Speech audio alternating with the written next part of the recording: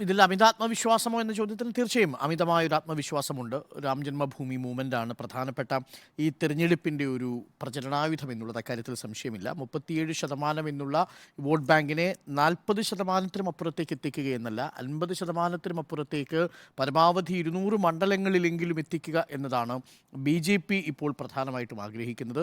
270 സീറ്റുകളിലെങ്കിലും 50%-നടുത്ത് കിട്ടുകയാണെങ്കിൽ അതൊരു വലിയ രീതിയിൽ ഇന്ത്യയുടെ ഭരണഘടനയുടെ തന്നെ മാറ്റത്തിന് കാരണമായേക്കാവുന്ന വിധിയായിട്ടാണ് BJP കണക്കാക്കുകയും ചെയ്യുന്നത്.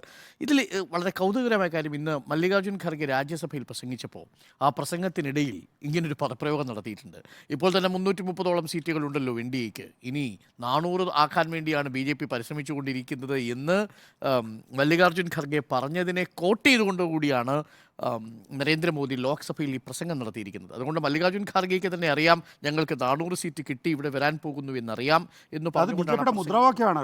അതെ, കോട്ട് ചെയ്തത് മല്ലികാർജ്ജുൻ ഖാർഗെ സംബന്ധിച്ച് കഴിഞ്ഞിരിക്കുന്നു, പ്രസംഗത്തെ കോട്ട് ചെയ്തിരിക്കുന്നത് എന്ന് പറഞ്ഞാൽ ഒരു അമിതമായ ആത്മവിശ്വാസമുണ്ട്. അത് ഞാൻ നേരത്തെ സൂചിപ്പിച്ചതുപോലെ റാം റൊട്ടി ഫോർമുലയാണ് അവർ പ്രധാനമായിട്ടും എടുക്കുന്നത്. അതിൽ ജനക്ഷേമ പദ്ധതികൾ സർക്കാരിന് ഇപ്പോൾ വേണ്ടതില്ല, പകരം രാം ജന്മഭൂമിയുടെ ആശയത്തിൻ്റെ പ്രചരണത്തിലാണ് നരേന്ദ്രമോദി പ്രചരണം നയിക്കാൻ പോകുന്നത്. പക്ഷേ ഈ പറഞ്ഞതുപോലെ ഏത് സംസ്ഥാനത്താണ് അധികമായി 2019-നേക്കാൾ BJPക്ക് സീറ്റ് കിട്ടാൻ പോകുന്നത്? തമിഴ്നാട്ടിലുണ്ടോ, കേരളത്തിലുണ്ടോ, കർണാടകത്തിലുണ്ടോ തുടങ്ങിയ ചോദ്യങ്ങൾ വളരെ പ്രധാനപ്പെട്ടതാണ്. തെലങ്കാനയിൽ പോലും നിയമസഭ മാറിയിരിക്കുന്നൊരു സാഹചര്യമാണുള്ളത്. മഹാരാഷ്ട്രയിലും ആ രീതിയിൽ തന്നെയാണ് കാര്യങ്ങൾ. അപ്പോൾ അങ്ങനെയാണെങ്കിൽ നിങ്ങൾക്ക് ഇത്രയും അധികം ബൾക്ക് സീറ്റ് കിട്ടുമെന്ന് BJPക്ക് ആത്മവിശ്വാസമുള്ള 2 സ്റ്റേറ്റുകൾ, അതിലൊന്ന് തീർച്ചയായും ഗുജറാത്താണ്, മറ്റൊന്ന് ഉത്തർപ്രദേശാണ്, മറ്റൊന്ന് രാജസ്ഥാനാണ്, ബീഹാറാണ്. ഇവിടെയൊക്കെ കഴിഞ്ഞ തവണ കിട്ടാവുന്ന പരമാവധി സീറ്റുകൾ കിട്ടിയിരുന്നു. ഉത്തർപ്രദേശ് കിട്ടുമല്ലോ.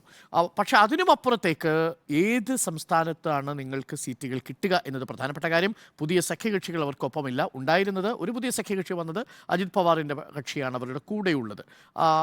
അതിൽ പക്ഷേ വളരെ വലിയ മാറ്റം ഉണ്ടാക്കാനുള്ള സാധ്യത നമ്മൾ കാണുന്നില്ല. JDU ഒപ്പം ഉണ്ടായിരുന്നു.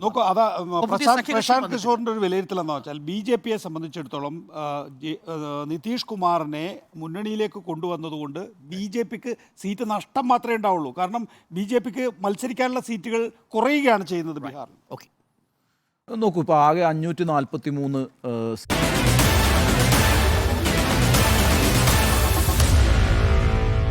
Meet the editors.